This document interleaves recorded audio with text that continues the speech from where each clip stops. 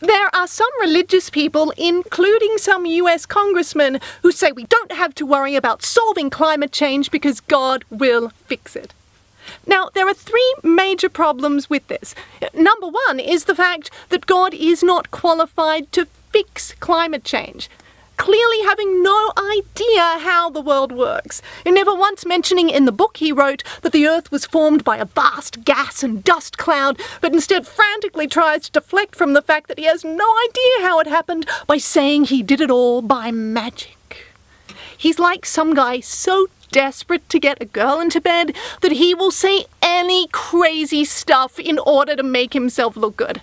Like, yeah, I totally created the world. I started by saying, let there be light, and there was, and I'm like, hey, that looks good. And so do you.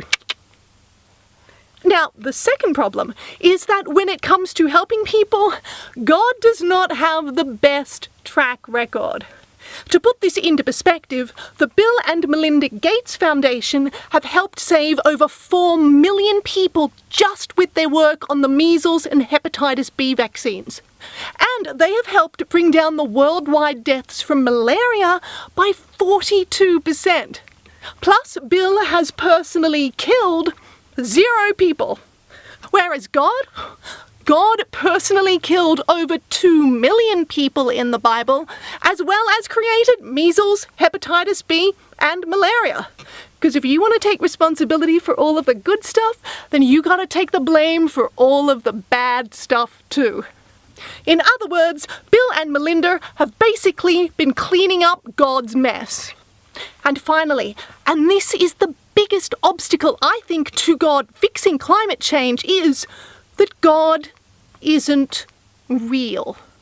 Now, while I know this fact doesn't pose a problem for billions of people with their faith, I really do think that this is a real stumbling block to solving things like climate change, and I'm not sure that God can overcome this one. Because traditionally, before you can fix something, you do first have to actually exist. If science can't answer a question about an unknown fact, there's no need to spend any more time looking further into that. For the answer is obvious to any decent girl or chap. Don't you know, it's the God of the gaps.